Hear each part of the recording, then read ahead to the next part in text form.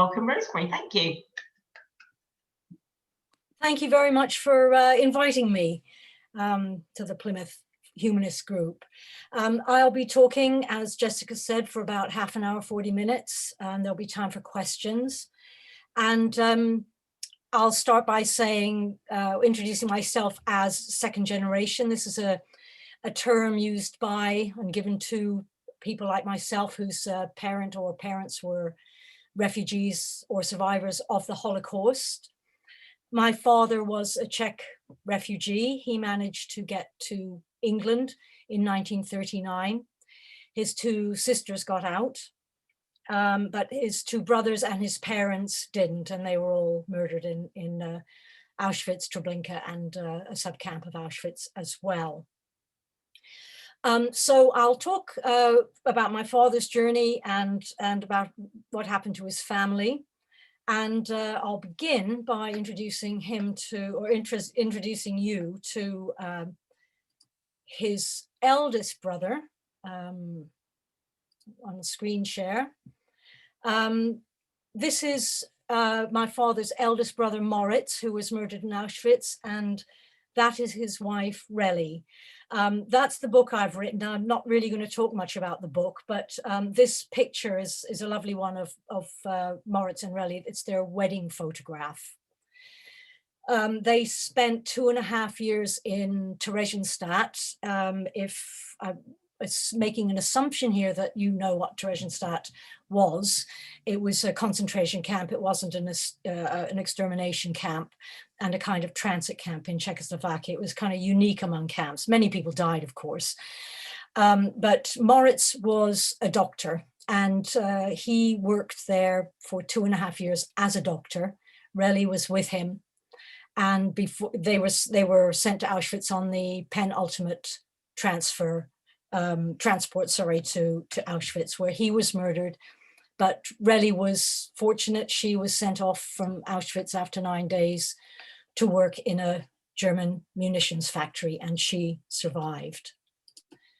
So I'm trying to stop the share now. Yeah, there we go.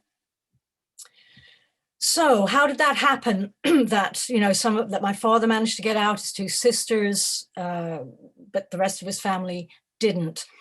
So I'll talk a little bit about how the Holocaust arrived, so to speak, in Czechoslovakia.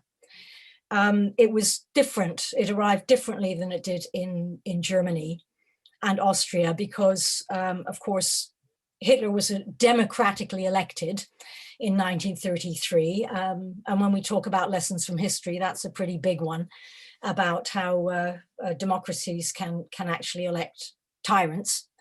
And that's the end of the democracy. So Germany at that time was a democracy. But in 1933, Hitler was elected, and then the incremental persecution and murders actually of Jews in Germany began, leading up to the final solution in the early 1940s. So it was year by year, well, month by month really, and the anti-Jewish laws came in that restricted Jewish people's rights. They couldn't go to cinemas, there was a curfew, they couldn't be in parks, they couldn't buy certain foods, etc., etc., from 1933 onwards. And in Czechoslovakia, of course, it arrived very suddenly. It was doing fine. It was quite a liberal society. There were many sort of assimilated Jewish communities in Czechoslovakia at the time. And then Hitler wanted the Sudetenland, where a lot of Germans were living.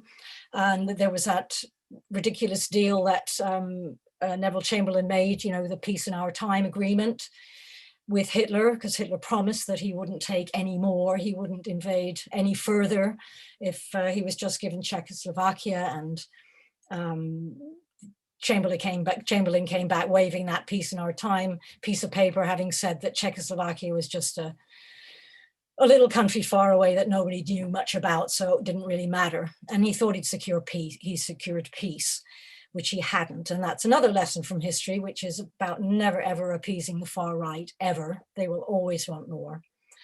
So Hitler then did indeed invade Czechoslovakia. And so things happened incredibly fast. at that point. For example, in the town where my father and his family lived, Moravska Ostrova, and Ostrova itself, the bigger town, there were 6 synagogues, and within 3 months they'd all gone. It was incredibly fast. So there was a frantic rush by Czechs trying to get out. And my father, his eldest sister had got to England.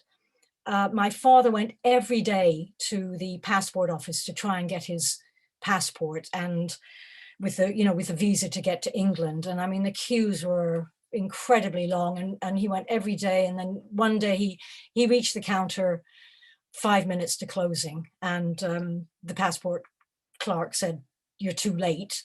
And my father flattered and cajoled him, until the passport clerk said, "Okay." And he pointed to a cupboard behind him that was packed with passports and said, "If you can find your passport in the next 5 minutes, you can have it."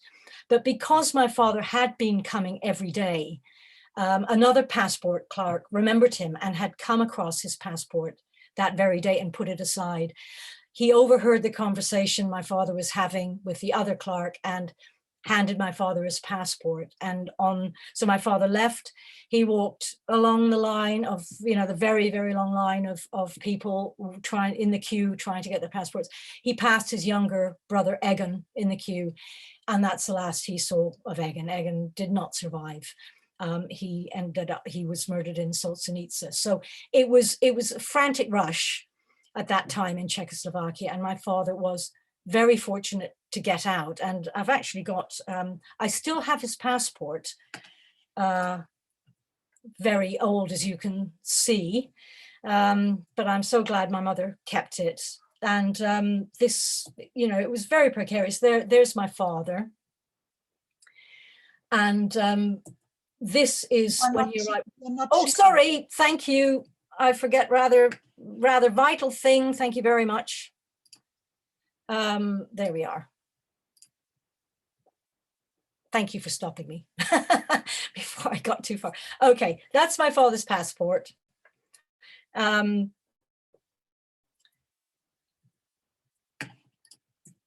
my father and his passport when he, around the time when he left.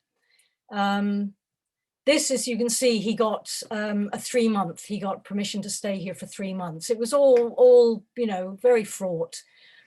He was a civil engineer, and the RAF at that time needed civil engineers. He spent the war building airstrips around the UK for the RAF. So he got 3 months to begin with. Then he got an extension to October. He was classified as a friendly alien at that point. And I just assume at that point it was extended because, like I say, they needed his skills. So that passport comes back again shortly. There's more in it. Moritz, unfortunately, he was a doctor, but the BMA here did not allow Jewish doctors to practice, Jewish refugee doctors to practice. So he wasn't able to secure work. So unfortunately, that sealed his fate. Like I say again, Relly was fortunate; she survived. So my father married my mother while he was here during the war. He hoped to go back to Czechoslovakia after the war, but that was the plan for my mother and eldest brother to go back with him at the end of the war and settle there. My mother learned Czech. And of course, during this time, my father talked about his family because he hoped that he would find them alive at the end of the war. So the stories that I grew up with and my brothers were all relayed by my mother, because after the war, my father wasn't able to talk about his family anymore. It was too painful for him. So the plan was, like I say, to go back at the end of the war, which my father did on the first plane load of Czechs. And he met Relly in and amongst the returning refugees and survivors in Prague, and she was able to tell him the terrible news. But the plan for my mother and eldest brother to join my father remained in place. And my father got a job in Prague and an apartment. And after a year, my mother was poised to join him with my eldest brother. And then the power sharing government in Czechoslovakia collapsed and the communists seized power. And they started persecuting any Czech who had connections with the West, such as my father. For example, my mother's Czech teacher had gone, he was a refugee, he'd been a refugee in England as well, and he'd also gone back at the end of the war. He was executed. So it was very dangerous for Czechs with Western connections, and they were persecuted, imprisoned, had their ration cards taken away, things like that, civil liberties.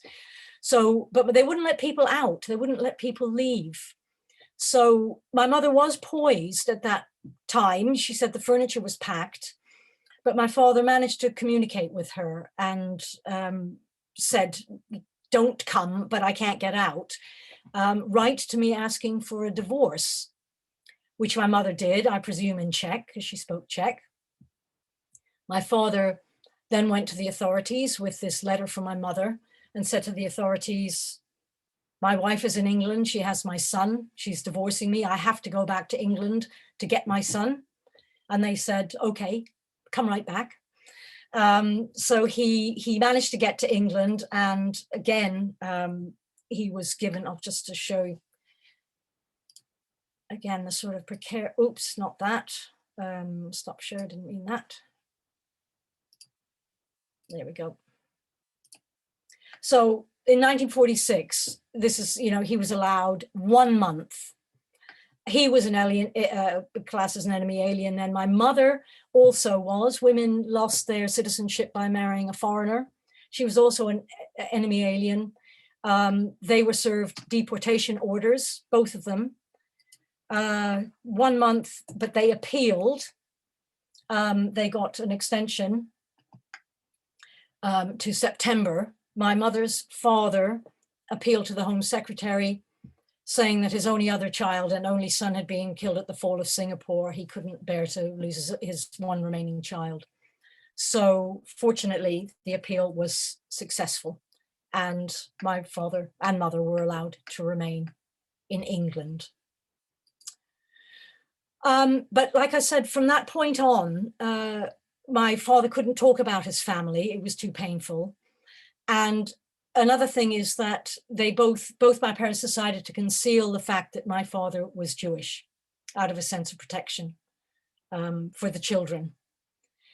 So we always knew about the Holocaust. We knew that my father's family had died in the Holocaust, but it was explained differently. It was explained that his family had been caught up in the Nazi persecution of Slavs, because they also had genocidal policy against Slavs.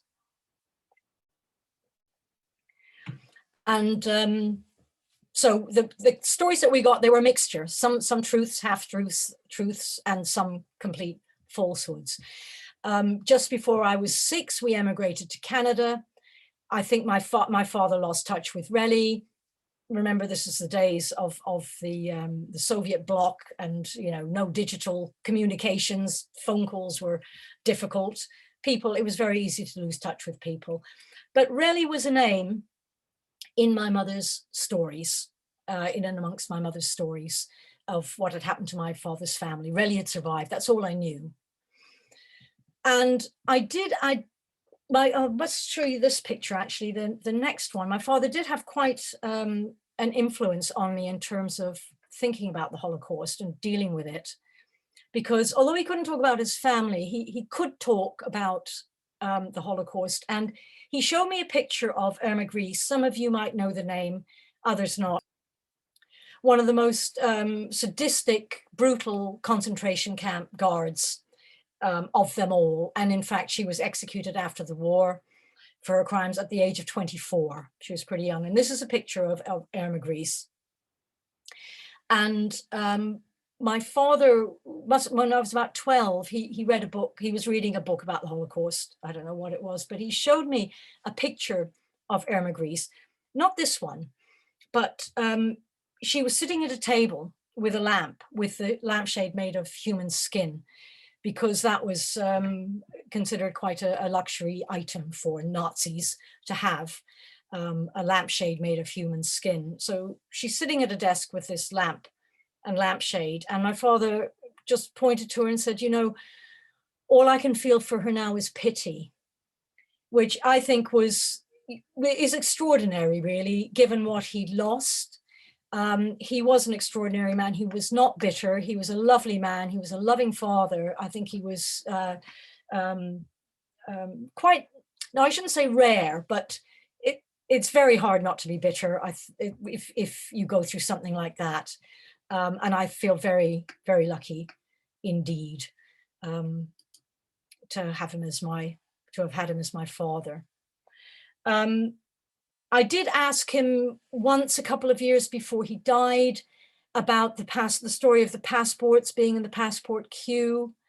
And he did tell me very slowly. And he said at one point, you know, it's taken me a long time to tell you this because I don't want to remember. So I never asked him anything again because I didn't want to cause him any pain.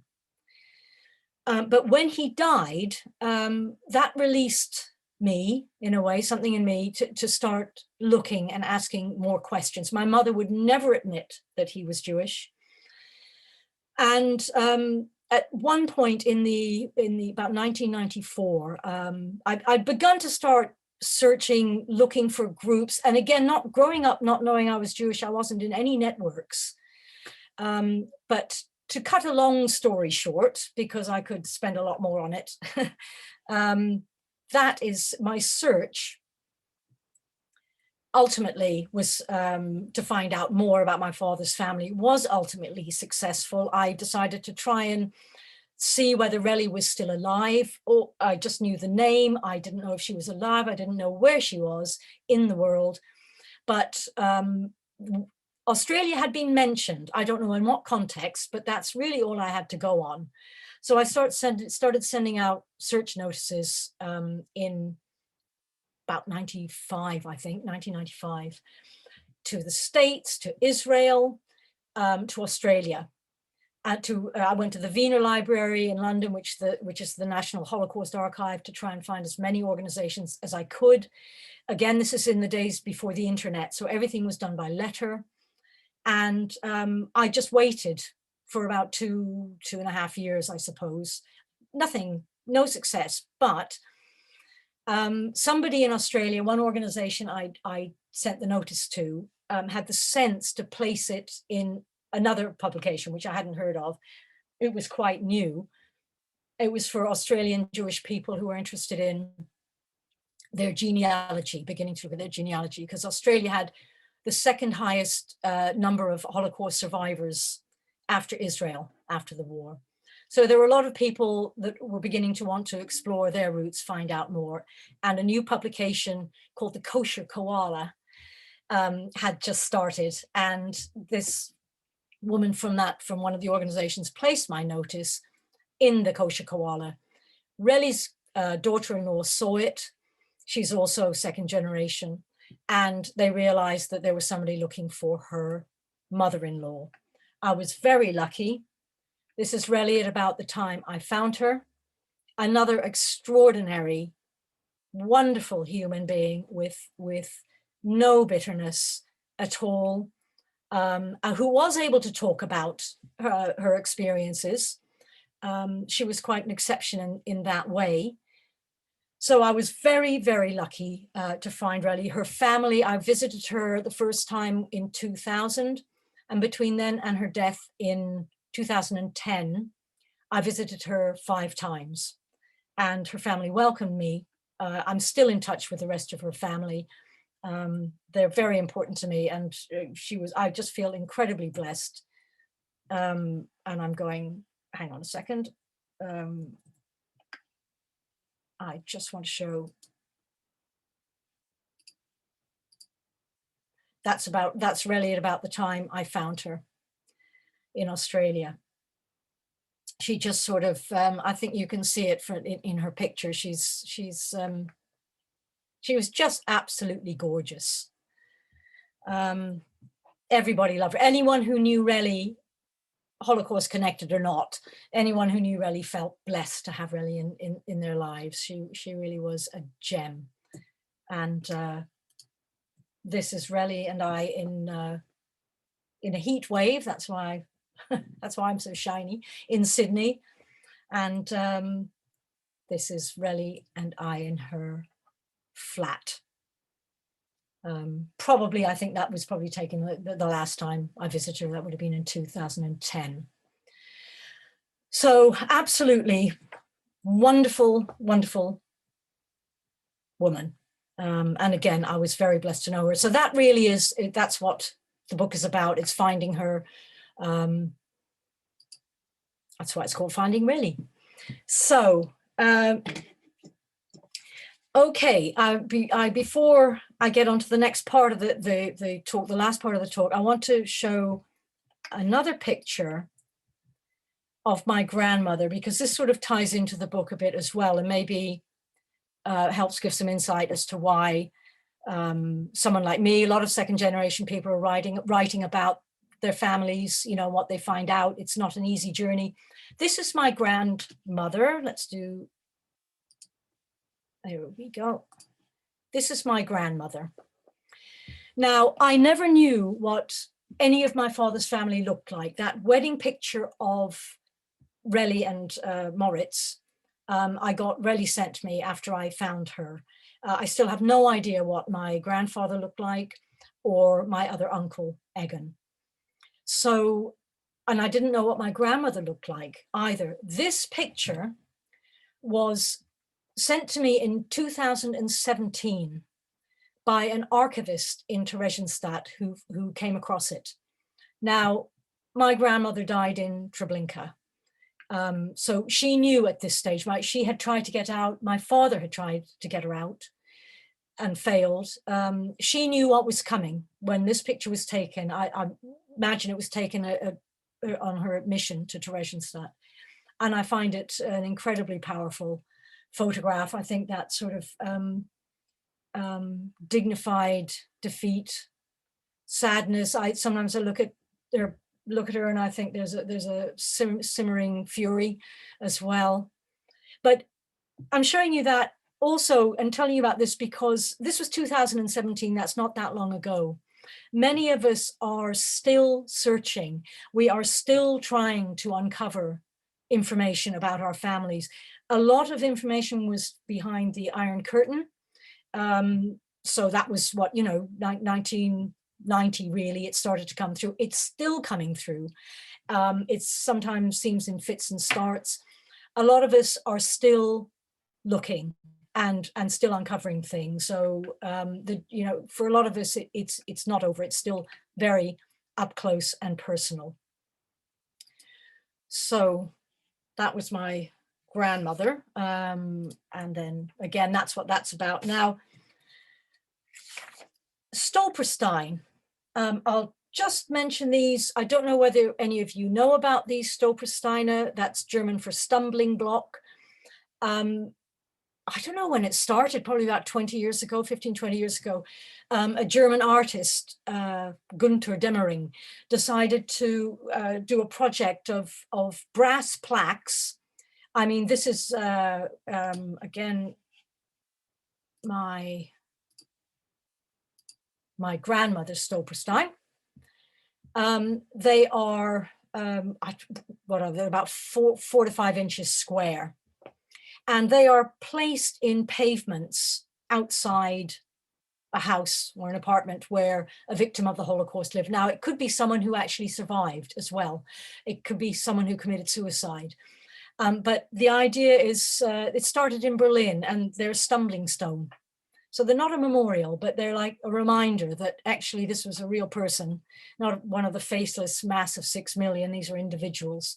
And it gives that's my grandmother's name, her maiden name, when she was born, deported to Theresienstadt, and then murdered in Treblinka. My brother and our eldest brother and I had one placed in the pavement outside the block of apartments in Moravska Ostrava, where my father grew up. We had another one made for Moritz, but we had this one laid outside the hospital where he worked, because he worked, once the Nazis invaded, he was, you know, Jews weren't allowed to work anymore. He had to stay on an extra 6 months to train up the German doctors. So we actually had this one laid in the hospital in Witkowice, where he worked. So now let's see, how am I doing for time? Okay, not bad. I'm going to sort of shift a gear, because in what I'm trying to do with these talks, and I do these talks in schools as well, to try and help raise awareness about the Holocaust with young people as well. But one of the things that I feel very strongly about is this, you know, lessons must be learned. And I often feel that that's, well, not often, I sometimes feel that's lip service, because the truth is, it could really happen anywhere. It happened in Germany. It could happen anywhere, given the right set of circumstances.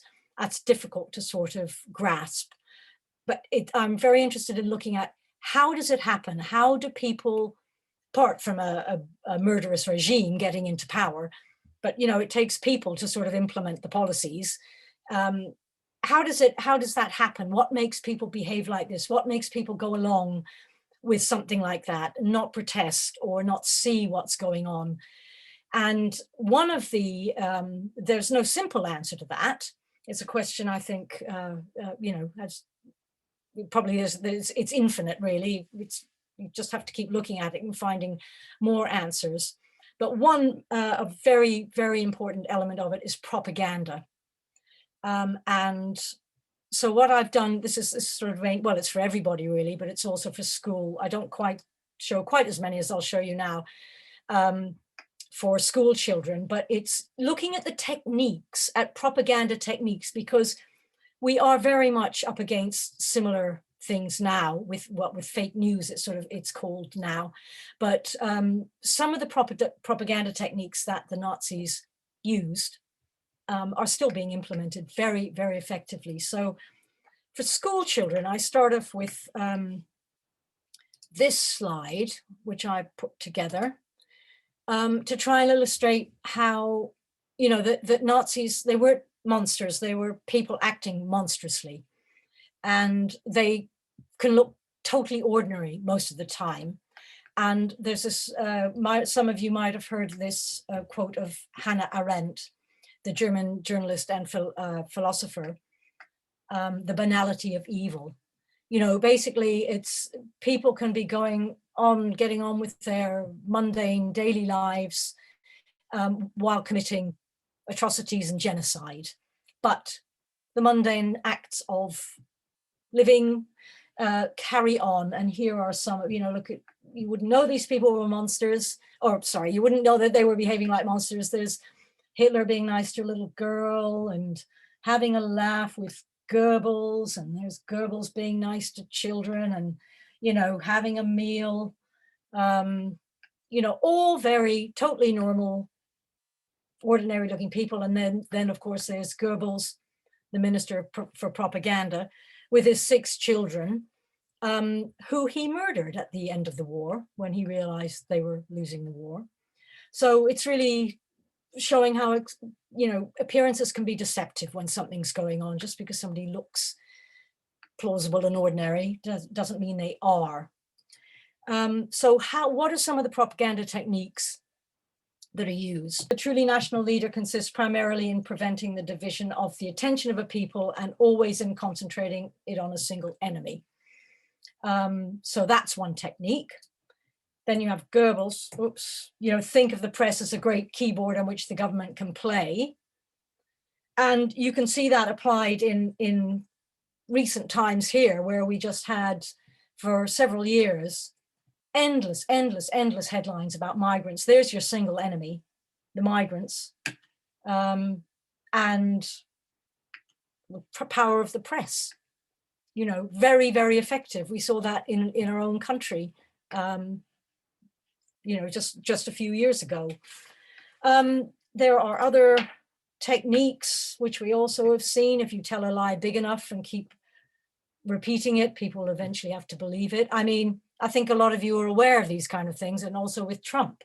But these were techniques the Nazis used, and they're applied elsewhere, not just in this country, of course. They're applied in other dictatorships. Another one, undermine the judiciary. You know, this was 2016, the Daily Mail, enemies of the people, high court judges who were there really to protect people against the extremes of any rogue government, or just to prevent extremes, really. And they did the same thing almost verbatim. That was in a 1933 German newspaper, exactly the same thing, naming, showing them, depicting the judges, calling them enemies of the people, defying the common people's will. Similar technique. Some of you might know this poem. I've interspersed something else in there about I'll explain in a minute, but it's about speaking up. You know, how important it is to speak up. You don't speak up because you think it's not going to affect you.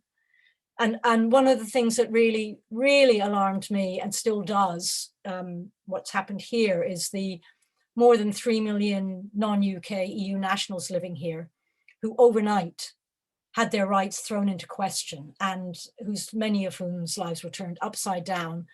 And it just happened. Just like that, overnight. It was possible to do that to 3 million people. And very few people spoke up in their defense because they were foreign, weren't they? Now they'd suddenly be all these members of communities, taxpayers. So that really shook me up. I think I'll stop the screen share now. This was an attempt to get to the academics by Chris Heaton Harris. You know, he was demanding to know what university was teaching about Brexit, who was teaching it, what was the content, etc. And on it goes. So there are quite a few. Oh, actually, no, sorry. There is one more that I think is really, I find really chilling, and perhaps the most powerful of all. And this is Goebbels again. You know, there is no point in seeking to convert the intellectuals, for intellectuals would never be converted and would anyway always yield to the stronger. And this will always be the man in the street. Arguments must therefore be crude, clear, and forcible. Truth was unimportant and entirely subordinate to tactics and psychology. Well, we've seen an awful lot of that here recently. Like I say, it's not just in this country, but it's alarming to see it in this country, I have to say. So that's it. If I think, thank you for listening. Is the idea to have a break now, or do you want some questions first? So, Ushi, I know that you've got a couple of questions. If you'd like to unmute yourself and ask Rosemary directly. She's still muted. You're still muted, Ushi. Yeah. Thank you. Not anymore.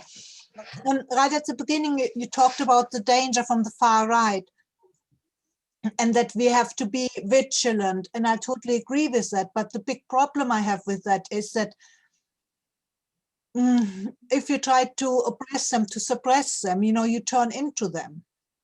I think that's one of the problems we have.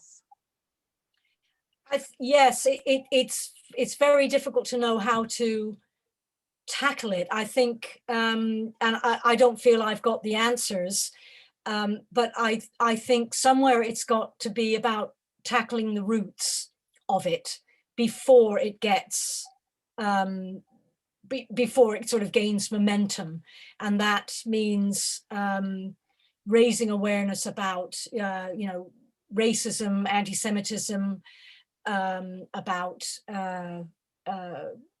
sort of totalitarian style or autocratic, extreme autocratic policies. I don't have any answers. It's you know, on the other hand, you've got Germany that they know, you know, that it's illegal to deny the Holocaust. And I think that was absolutely right. It's like you stamp on it, you say no. You don't sort of think, oh, you've got to allow people to have a chance to speak. And if we don't allow you to speak, that's being oppressive. It's like, because it's so powerful, that kind of action is necessary. But I agree with you. It's very difficult to know where to draw the line. And I think it just has to be challenged at its roots when we see it. I think it's important to try and raise awareness about what those roots are, how you identify them. Yeah. And it's difficult. It's problematic, I know.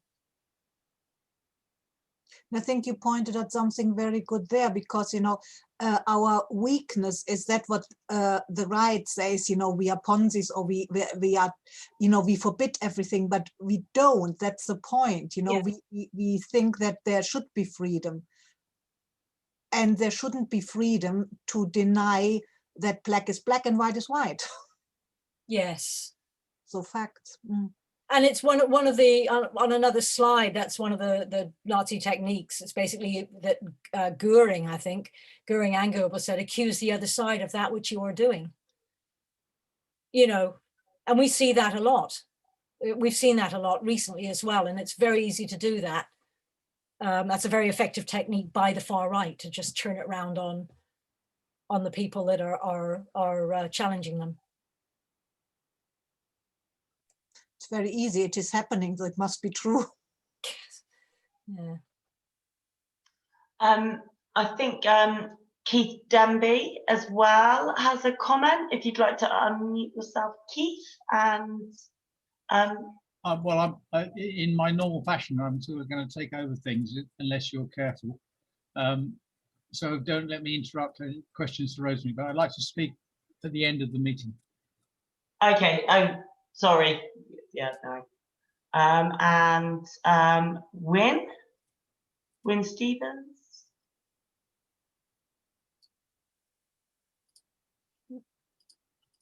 Wynne.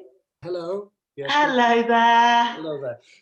I can remember reading about the Holocaust when I was about 15. And when I put it down, I kept looking at this book and thinking, is this fact or is it fiction? Well, of course, we all know what actually did happen. I'm curious to know what do the younger generation say, and how do they respond to you when you go to schools now and talk to them about all of this? They're very receptive. I think most young people are. The ones anyway that come to a talk about the Holocaust are generally interested. I've not had any young person sort of coming out with, oh, what a bunch of fake news, or anything like that, so which is heartening. Yeah.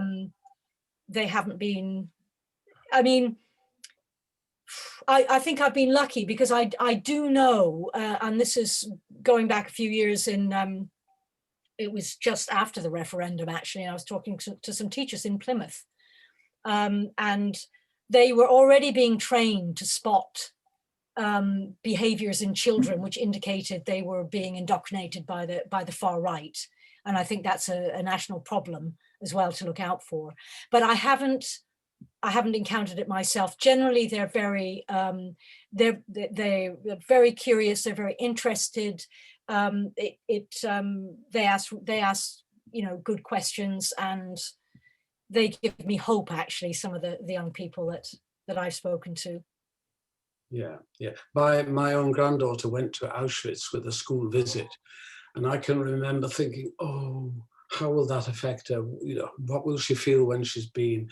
And talking to her afterwards, she said, oh, Grandad, she said, I'm so glad I've been and seen, and I feel so strongly about those dreadful occurrences, and I'm glad I've actually seen it with my own eyes. And I thought that was quite mature.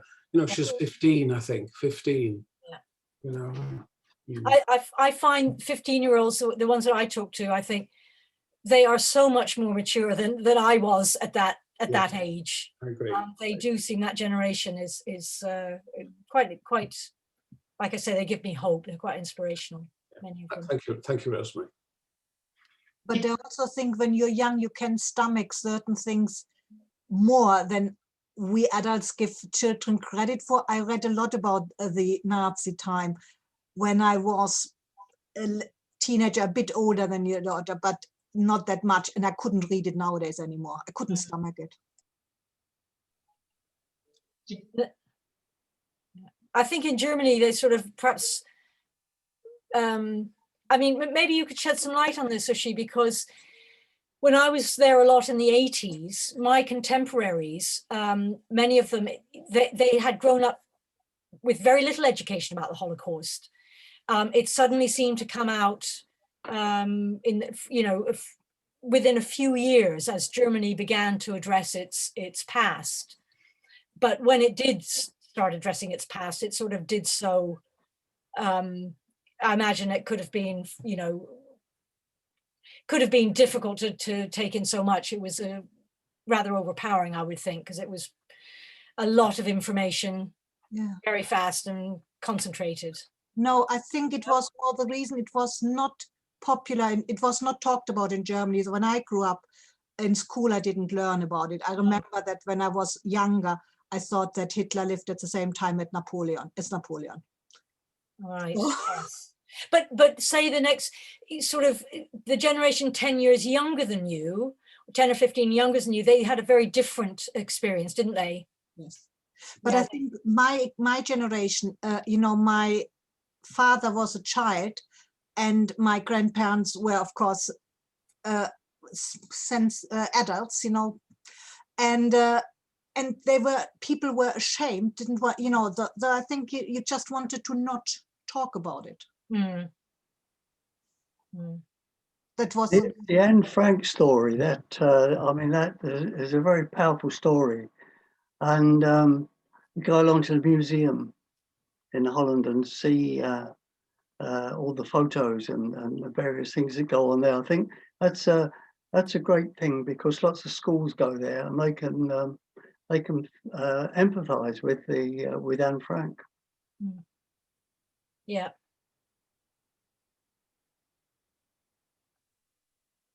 Do you think in any way that's got to do with, I don't know, a lot of today's sort of 15-year-olds are generally quite sheltered, and people whose parents went through what your parents went through, Rosemary, would have been quite keen to shelter their children more, or like you said, your dad was unable to talk about it because he didn't want to remember. Sorry, I'm not sure what's the question? Well, just about the sort of how 15-year-olds today can I don't know, absorb it more, and how parents want to maybe educate them more.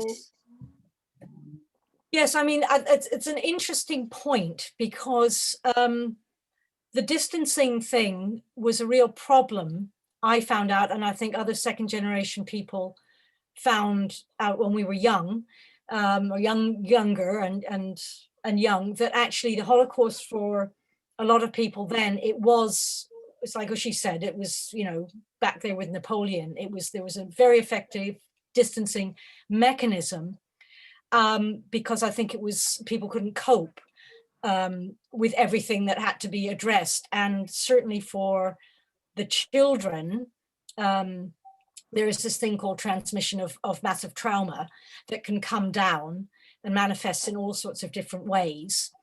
And I think perhaps the next generation benefit in that they don't have to give it that false distance. Having people like me, and like second generation speakers, because unfortunately there are fewer and fewer survivors themselves. But those of us who can give it a personal connection, I think helps them conceptualize it more, and and without that, all the massive kind of it's difficult to express, without the incredible the traumas that go with that, looking at what people actually did.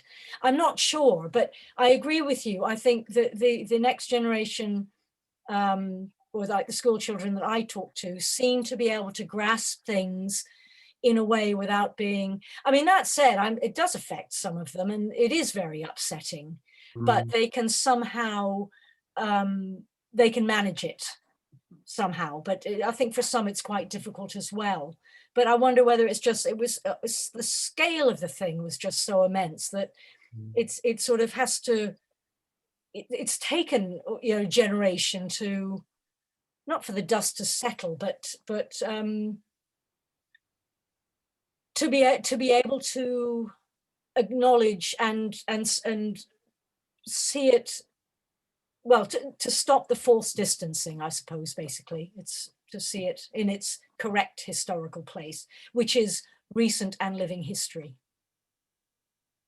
Rosemary, what do you think now about the strength of the memory of history when you put it up against the sort of recent rise that we've seen of popularism of people like Orban, Bolsonaro, Trump, obviously thankfully departed? What do you think about how the strength of the memory and the importance of that compares to the narrative that like popularist politicians have tried to put forward in recent years? I think it's this thing of connecting, that it's very easy for people, like what I was saying about earlier about the Holocaust.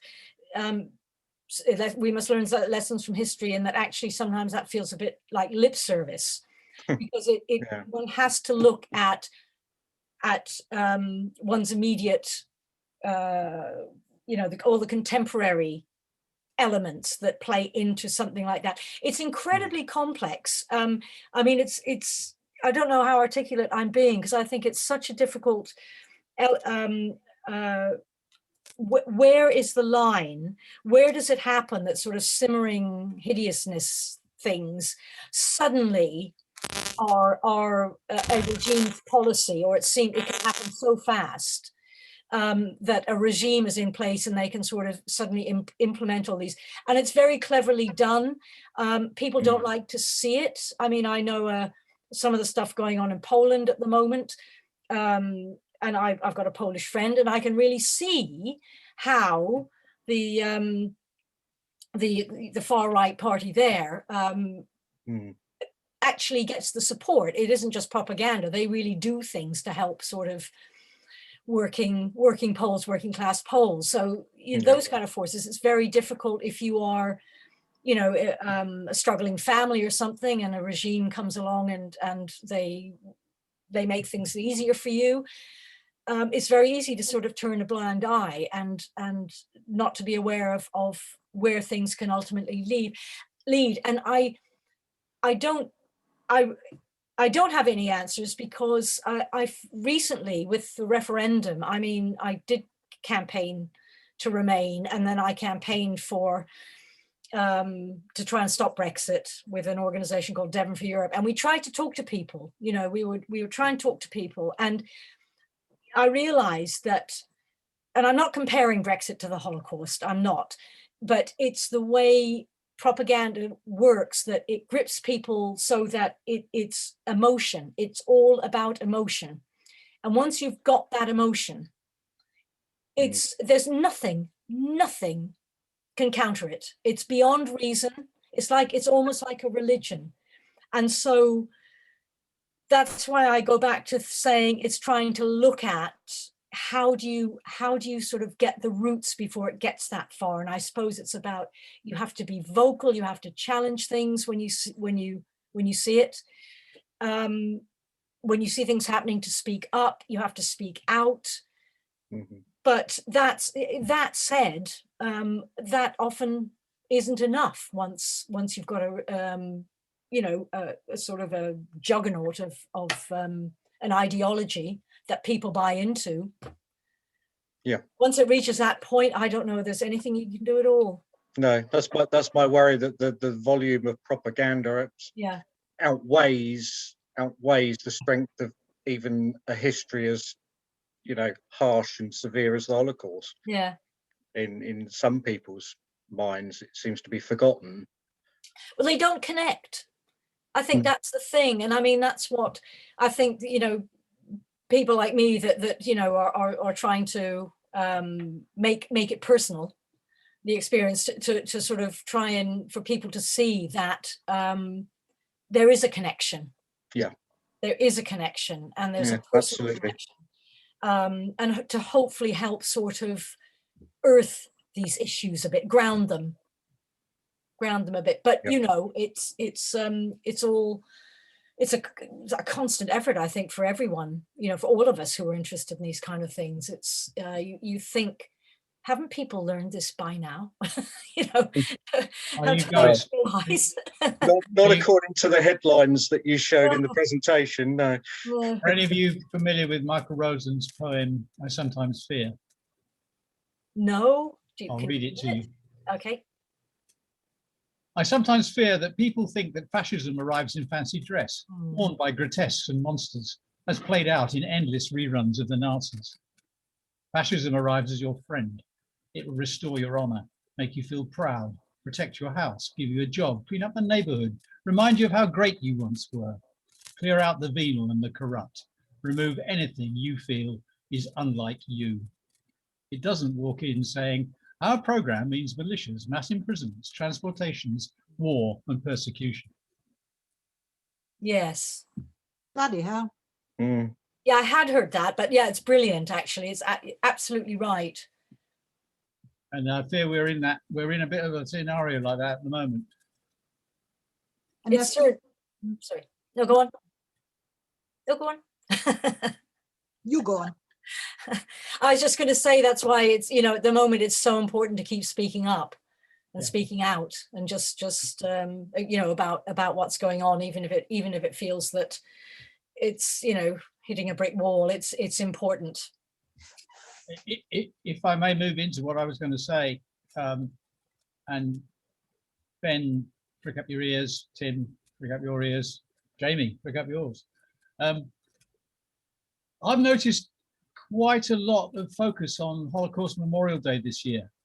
Maybe it's the Zoomy thing, but I think there's been more outreach than I've seen for some years, which is interesting. I've attended quite a lot of outreach stuff. The Holocaust Memorial events in Exeter are organised through Sacre and through the Devon Faith and Belief Forum. Ben, what happens in Plymouth? Does Plymouth Sacre organise any educational, commemorative, or any kind of events? Yes, every year they do a variety of different events. This year, obviously not. They've had stuff at the university. They've had stuff across the water. They have I forget what they term it, but like a peace tree. And about must have been 4 or 5 years ago, I was actually asked to speak at the Holocaust Memorial event in Plymouth. So they do quite a bit of stuff. It varies from year to year and who's in charge and stuff. I'm going to suggest that, that it's usually pretty good. Yeah, I'm going to suggest that the humanism, because those who don't know me, but the others know, I'm on Devon Sacre. Ben is on Plymouth Sacre. And interesting, Rosemary, you're in the Torbay area. Yes. I'm going to ask some questions about Torbay Sacre as well. But I think it's time. I think we're already involved. I mean, Ben and I certainly are, but I think it's time for a greater involvement of the humanist movement in the events around Holocaust Memorial, only because we are looking at the steps to genocide. Anastasia did some stuff for Exeter, but I think as humanists, we can see this road is opening up in front of us again. And that we, notwithstanding our non-religious views, we are human rights people, and we can see there's a problem. So schools is where you go, and I'm going to take on organising a schools event in North Devon next year. I was going to do it this year, but COVID stopped it completely. We did video stuff online instead. But what I'd like to hope is that the various humanist reps on the Sacrays can get involved and push it further. Now I'm a sort of, there is now a humanist quite involved with Torbay Sacre, and Rosemary, I hope I might be able to introduce you, because your work in schools is incredibly important, and that's where the message needs to be, and that's where it's received best as well, which is great. But I think we need to do more work. This is a dangerous area, and we need to work harder. And interestingly, I've been involved in some interview stuff with Devon and Cornwall Police today, and their equality, human rights, inclusion people have great concerns about the rise of right-wing extremism and its effect in anti-Semitic hate crime in Devon and Cornwall in 2021. Now they're concerned. They want to reach out and have more involvement with the Jewish communities in parts of the area. So there is some positives going on, but this is an appeal to the humanists in Plymouth and Exeter and to get involved with this next year and keep this message going. It's about now. It's not just about 1939 and 1940. Very good. I hope you get a really good response to that. Yeah, well, I may, I'll certainly link you to the people organising Devon Sacre and about your school's work. Okay. Has anybody else got any questions? Yushi? Me, if nobody else. Yeah, one of the things which wasn't quite clear for me from what you said, Rosemary, you said that your mother kind of denied that your father was Jewish. Yes. So I take it your mother wasn't Jewish. No, she wasn't Jewish. Yeah. So why did she deny it? Because you lived in the UK. So we lived in the UK. We grew up in Canada, but when after my father died and I started asking questions, she actually got as far as saying, because I'd had a couple of friends in New York saying, "Oh, Schoenfeld, that's a really common New York Jewish name," and I said, "No, nothing Jewish about my family." But I asked my mother. I started persisting, and she said once, I'll never forget it. She said in one breath, she said, "Well, Dad's father was Jewish, but I wouldn't spread that around if I were you. You never know when something like that will happen again." Okay. This was, and so she would not admit that his mother had been Jewish, because of course Judaism is, in the Orthodox and Reform, is matrilineal. So by not admitting my father's mother was Jewish, it was, okay, his father was Jewish, but you're not really Jewish, And she was very anxious when I located Relly, to say that, make it sort of emphasize that Relly was not a blood relative. She was not a blood relative, and it was fear. And I think for people who lived through it, a very, very real fear. It's really interesting, because I understood that your father met your mother in the UK, so she was British. Yes. Yeah. So she lived through it secondhand, so to speak. Yes. But that would make her, I think that's what made her, so fearful. It's like, protect the children. This is what can happen. This is what can happen to Jews. Ignorance is bliss, if we have no idea, if we don't say we are or know we are. Thank you. Yeah. Yep. And of course, according to certain religious traditions, you wouldn't, as you said, be viewed as Jewish, but that would not stop you in any way from persecution. No. I was very pleased that you mentioned the Stolpersteine, because I think they are they humanize things. And if you're in an old part of a town, walking through it in Germany, and you see multiple of these things, you know, you start to see the scale, but also the individual humanity.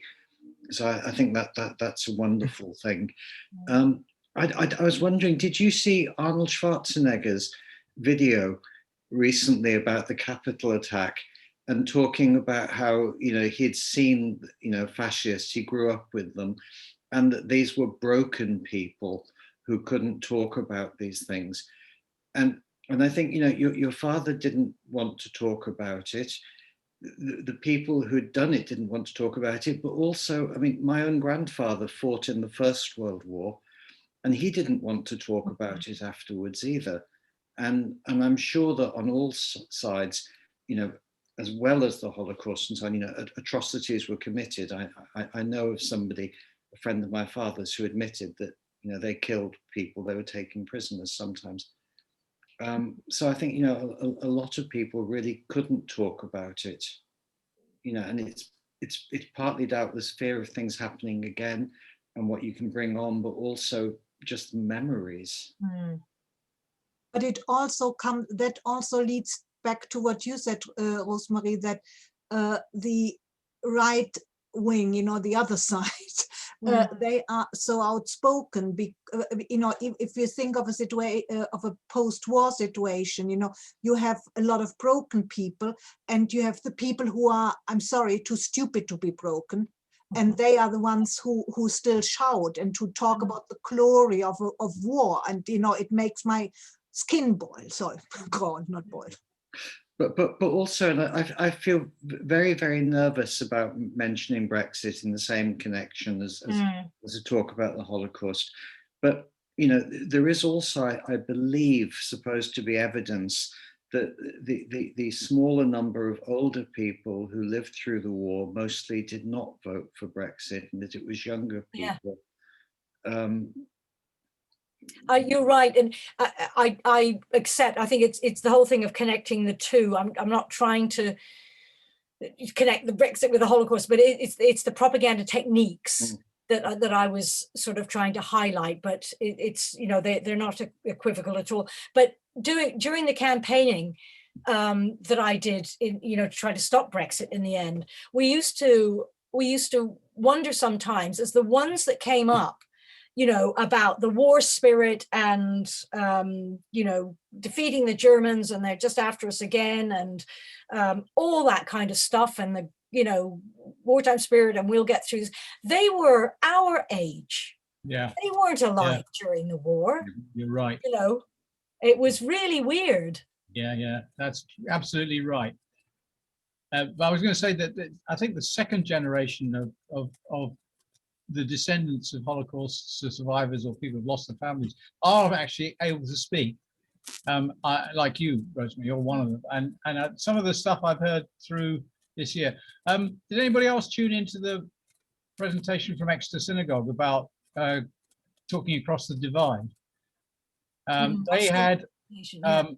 They had a descendant of an SS Nazi who was not actually involved in the killing, but he was part of the bureaucracy of the concentration camps, and a French lady whose family just about escaped. They're actually arrested on the Swiss border as they were escaping, and managed through a great deal of luck to be returned to France, because it was 1944, and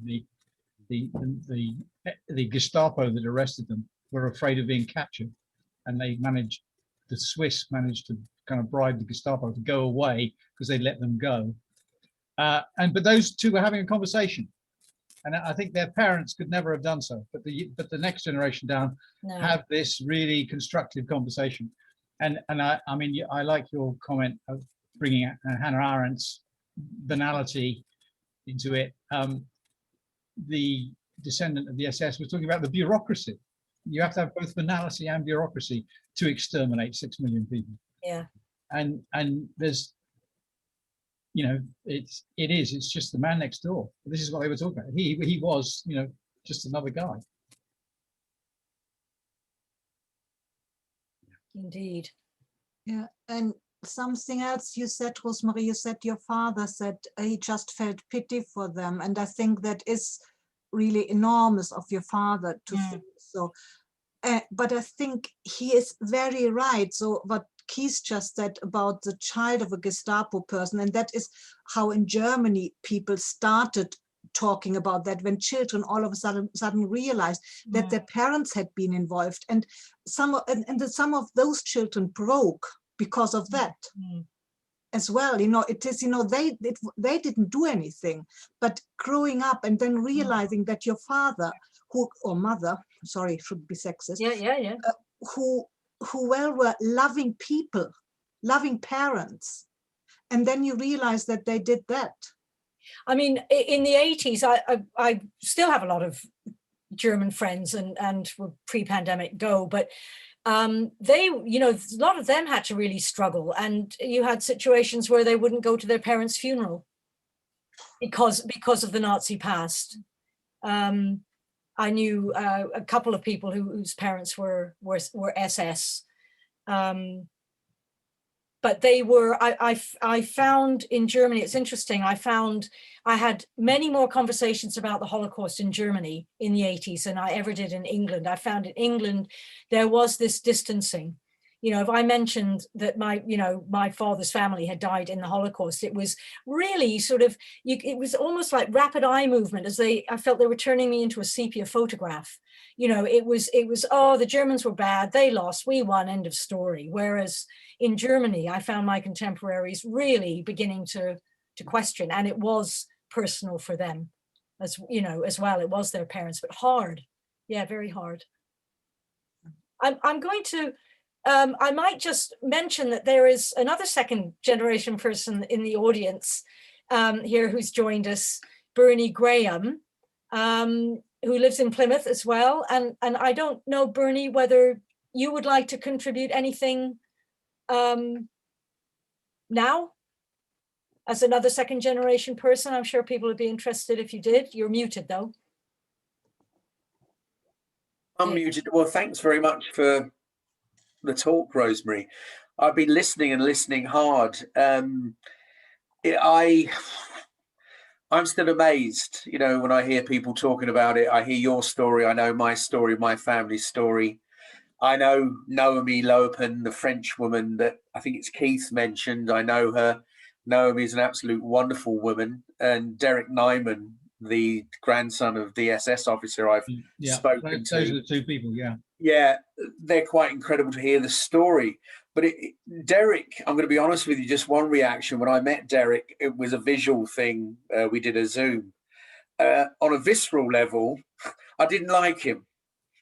My gut, but it was all about a leftover from, you know, past generations. But my head, you process, look, we've all got the prejudices. We know that is how we process them. And I had to work hard to do that. So there's that gut level, and then there's the thought level. And when someone said, I think Rosemary said about emotion, if you've got the emotion, you've got them. Yeah, for people that can't process, get beyond it, they really are trapped by that. But the power of hearing your story, you know, amongst so many, and I think the power of it is, with so much fake news and misrepresentation, the power is in the narrative, the personal story. And I think sharing it, what you're doing, you know, and I'm doing it a little bit myself, I think is the way we have to go. But one thing, Ushi, is that I really wanted to respond to that you said about the far right, about what do we do without oppressing them. I think we have, you know, anti-hate laws in this country, whether it's about anti-Semitism, racism, homophobia, Islamophobia. We have to implement them full. Yes, Bernie, yes. Yeah, that's the one. I was asked this by a senior lawyer at the Crown Prosecution Service. What do we do? And I said, you've got to do your job. Go after every single one of them within the law. I'm not saying about curtailing free speech. Free speech comes with responsibility. But when people do go beyond a point, we have to set our line somewhere. It's not about oppression. I think it's about saying, look, we've got to put a line somewhere. So you've brought out lots of reactions into me. I didn't think Rosemary was going to introduce me because we've only met briefly once. Thank you for that.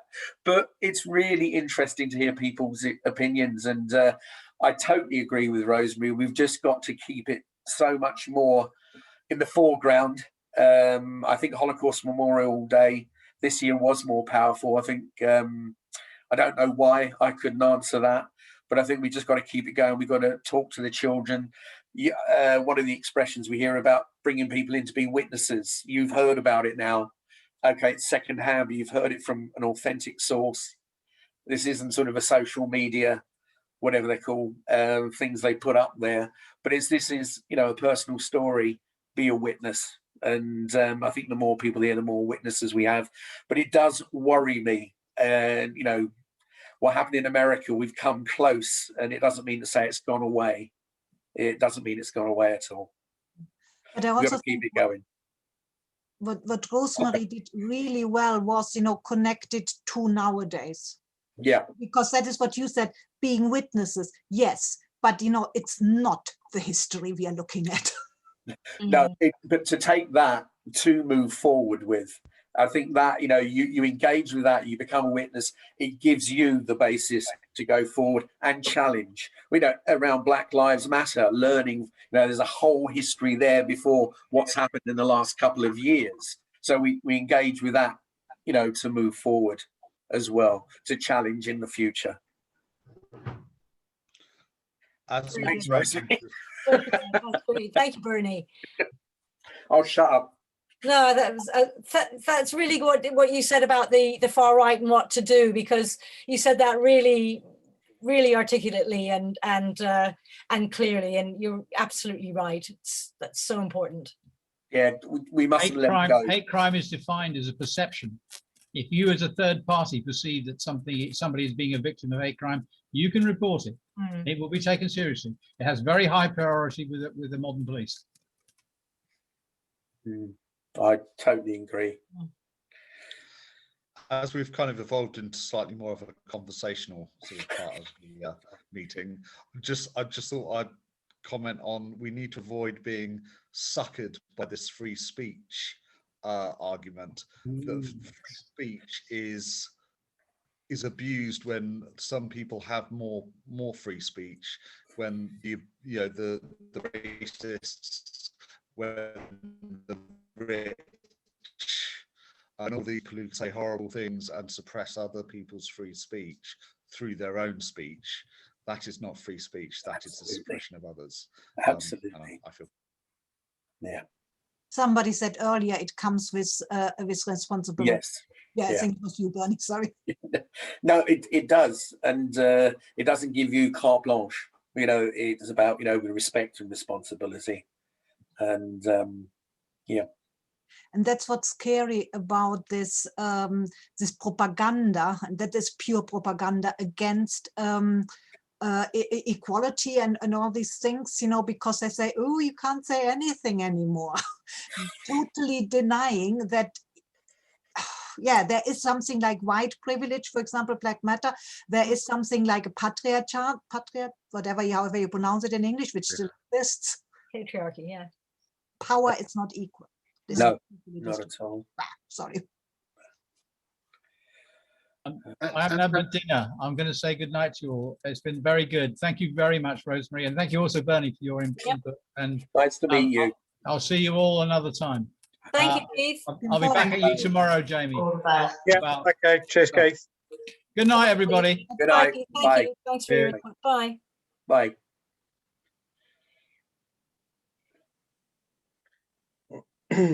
Nobody's saying anything. I also wanted to say, but at the risk of going too far out on a tangent, that as well as what we do and say in this country, there is also what this country does and says on our behalf elsewhere. So, you know, of course, we are still selling weapons to the Saudis that get used in Yemen. We've supported the Bahraini government. You know, I mean, there was something today about how many people are dying on building sites in Qatar, and I'm sure that British companies are making profits involved in that as well. They are. Yeah. You know, or China in the Uyghurs as well at the moment. So. Thanks for bringing the. No, but you know, Yeah. I mean, the thing is, I mean, the thing that I'm taking away from the talk partly is about memory and about second generation people thinking about it. But the other thing that I'm taking away from the talk is the importance of civil courage, of speaking and so on. And that's a positive thing. Well, that's good. And it's difficult. I mean, you know, it's difficult when the tide of emotion is is going in the other direction. And it's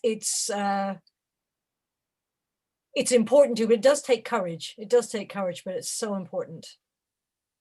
Yeah. It's putting your head above the parapet, isn't it? And speaking out. Speaking out, it really is. And that's one of the, again, that's one of the things which I'm personally scared of, you know, because the right is, and I know that I'm generalizing, but the right is more prone to be violent. There are a lot of death threats.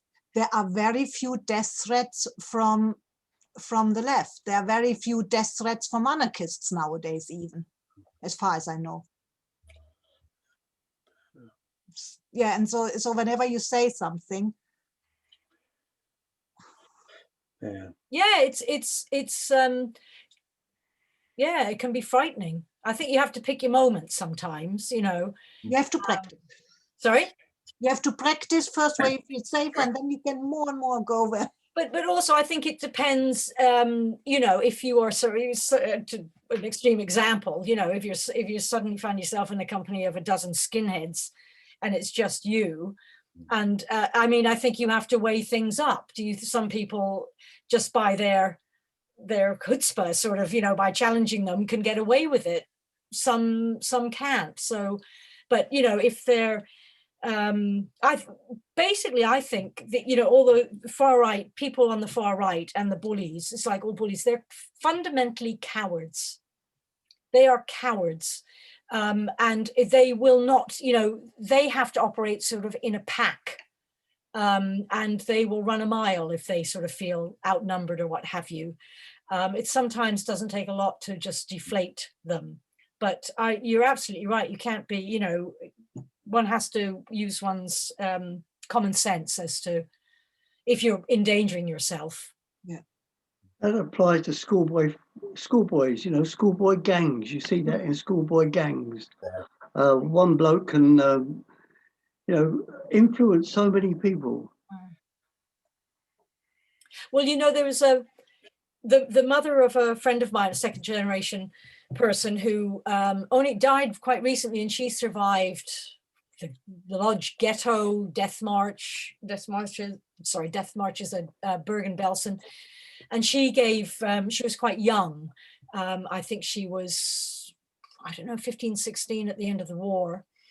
And she went and gave talks in schools, but she said, you know, every act of bullying, if it goes unchecked, ultimately leads to Auschwitz. You know, I think if it's allowed to just go of its own sort of momentum, that's how it can end up. So you're mentioning bullying in schools. That's another area that has to be, I think, nipping it in the bud, tackling it, getting at the roots, you know, challenging that. That's hard for children. But I think schools are becoming a little more conscious about tackling bullying. I like to think they are. Trouble is, it's all gone onto the internet now, and very few people have got any control over that. Yeah, I think cyberbullying is a huge issue. You know, you could escape it before, you know, the internet. You know, you get home, you're safe, but you get home, you're not safe. Well, you know, psychologically not safe. It's terrible. I must say good night, Rosemary. Fantastic to hear the story. Really, thank you ever so much for inviting me. Very interested in your group, and maybe I'll join another one if you put me on your mailing list or whatever. They're really interesting to meet you. Likewise. Be well. Yeah. Bye-bye. Bye-bye. Bye-bye. Bye.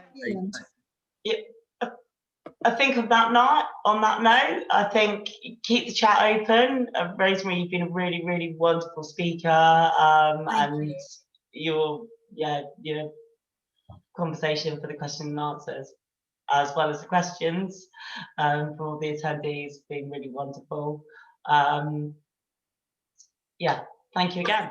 Well, thank you very much. Thank all of you. It's been it's lovely to meet you all virtually, but thank you for all your questions, for the discussion. It's been a great evening.